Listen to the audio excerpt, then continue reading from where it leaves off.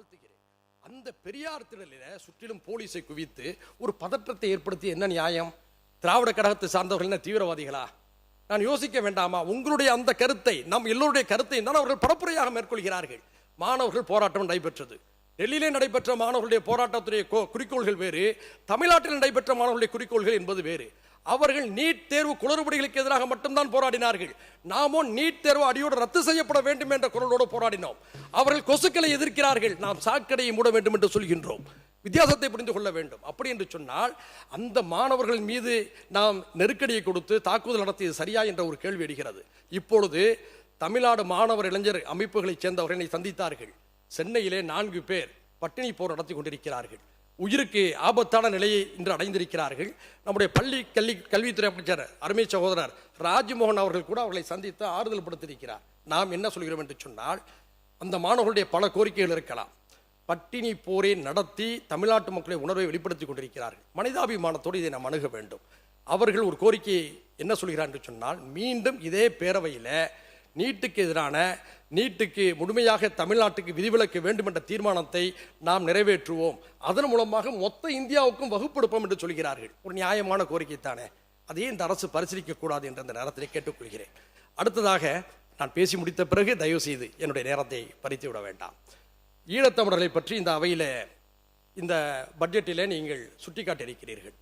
ஈழத்தமிழர்களுடைய பிரச்சனைகளுக்கு தாய் தமிழான தமிழ்நாட்டிலிருந்து தான் நாம் அதிகமான ஆதரவை கொடுத்து வருகிறோம். அதுதான் நியாயம். ஒரு வங்காளிக்கு இன்னொரு வங்காளி தான் ஆதரவு கொடுப்பார். மேற்கு வங்கத்துக்கும் பங்களாதேஷுக்கும் இடையில எல்லை கோடுகள், நாடுகள் என்ற அடிப்படையில் மாறுபடலாம். ஆனால் வங்காளிகள் என்ற உணர்வோடு அவர்கள் ஒன்றுபட்டிருக்கிறார்கள். அதே போன்றுதான் ஈழத்தமிழருடைய உணர்வோடு நாம் காலங்காலமாக ஐக்கியப்பட்டு வந்திருக்கின்றோம். இந்த நிலையில சிஏஏ சட்டத்தில் ஏன் ஈழத்தமிழர்களுக்கு குடியுரிமை கொடுக்கக்கூடாது என்ற ஒரு கேள்வியை நாம் எழுப்ப வேண்டும். அந்த அடிப்படையில் 2 விஷயத்தை நான் நம்முடைய இந்த அரசுக்கு நான் சுட்டிக்காட்ட விரும்புகின்றேன். ஒன்று, ஈழத்தமிழர்களுக்கு சிஏஏ சட்டத்தின் அடிப்படையில் இந்தியாவிலே குடியுரிமை வழங்கப்பட வேண்டும், அல்லது அவர்கள் விரும்பக்கூடிய நாடுகளுக்கு செல்ல அவர்கள் அனுமதிக்க வேண்டும். காலம் காலமாக, தலைமுறையாக அகதி முகாம்களை வாடி வதங்கி கொண்டிருக்கிறார்கள். தங்களுடைய அடையாளங்களை, நம்முடைய பிள்ளைகளை, தன்னுடைய மண்ணை பிரிந்து வந்து விட்டோம் என்ற வேதனையிலே தவித்துக் கொண்டிருக்கிறார்கள். அவர்களுக்கு நாம் உதவாமல் வேறு யார் உதவுவார்? எனவே அதையும் நீங்கள் கனிவோடு பரிசீலிக்க வேண்டும் என்று இந்த நேரத்தில் கேட்டுக்கொள்கிறேன். அடுத்ததாக, அமைச்சர் நிர்மல்குமார் அவர்களை சந்தித்து நான் இடையிலே ஒரு கோரிக்கை கொடுத்தேன். என்ன ஒன்று என்று சொன்னால், புதிதாக இஸ்லாமிய மார்க்கத்தை ஏற்கும் சமூக மற்றும் கல்வி ரீதியாக பின்தங்கியவர்களுக்கு பிற்படுத்தப்பட்ட முஸ்லிம்கள் பிசிஎம் எனப்படும் சாதி சான்றிதழை வழங்க முடியாது என கடந்த 25/6/26 அன்று மதுரை உயர்நீதிமன்ற கிளையில் நீதியரசர் ஜே.ஆர். சுவாமிநாதன் தலைமையிலான 2 நீதிபதிகள் அமர்வு அரசாணை 31 ரத்து செய்துள்ளது. ஏற்கனவே 2 நீதிபதிகள் வழங்கிய தீர்ப்புக்கும் 31/1/2024 அன்று அன்றைய திராவிட முன்னேற்ற கழகத்துடைய அரசில் பிற்படுத்தப்பட்டோர், மிகவும் பிற்படுத்தப்பட்டோர் மற்றும் சிறுபான்மை நலத்துறையின் சார்பிலே வெளியிடப்பட்ட அரசாணைக்கும் இது எதிராக இருக்கிறது. இப்பொழுது நான் உங்களை சந்தித்த போது கூட சொன்னீர்கள், நாங்கள் நிச்சயமாக மேல்முறையீடு செய்வோம் என்று. மேல்முறையீடு செய்திருக்கிறீர்கள். தீர்ப்பு காத்திருப்பிலே இருக்கிறது. நான் வைக்கக்கூடிய கோரிக்கை என்னவென்று சொன்னால், தமிழ்நாடு சட்டமன்றத்தில் புதிதாக இஸ்லாத்தை ஏற்பவர்களுக்கும் பிசிஎம் சான்றிதழ் கிடைக்கும் வகையில் உடனடியாக புதிய சட்டத்தை இயற்ற வேண்டும் என்ற கோரிக்கையை நான் முன்வைக்கின்றேன்.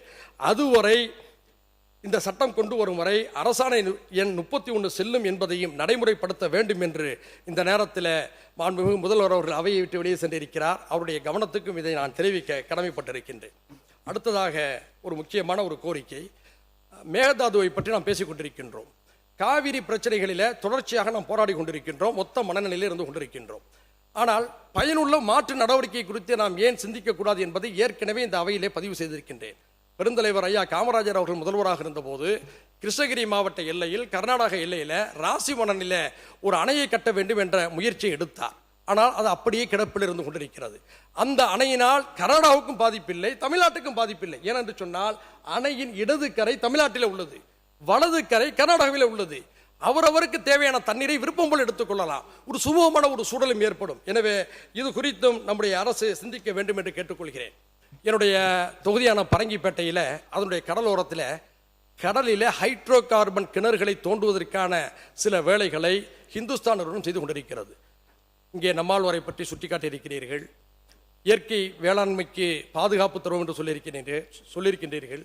காவிரி டெல்டா மாவட்டத்தை பாதுகாப்போம் என்று சொல்லியிருக்கிறீர்கள். அந்த வகையில் அந்த திட்டத்துக்கு கடந்த திமுக அரசில் அனுமதி மறுக்கப்பட்டது. நான் வைக்கக்கூடிய கோரிக்கை, இந்த தாவேக அரசும் அந்த திட்டத்திற்கு அனுமதி மறுக்க வேண்டும் என்று இந்த நேரத்தில் கோரிக்கையாக முன்வைக்கின்றேன். பிளே ஸ்டோர் மற்றும் ஆப் ஸ்டோரில் இருந்து பாலிமர் செயலியை QR கோடு மூலம் பதிவிறக்கம் செய்யுங்கள்.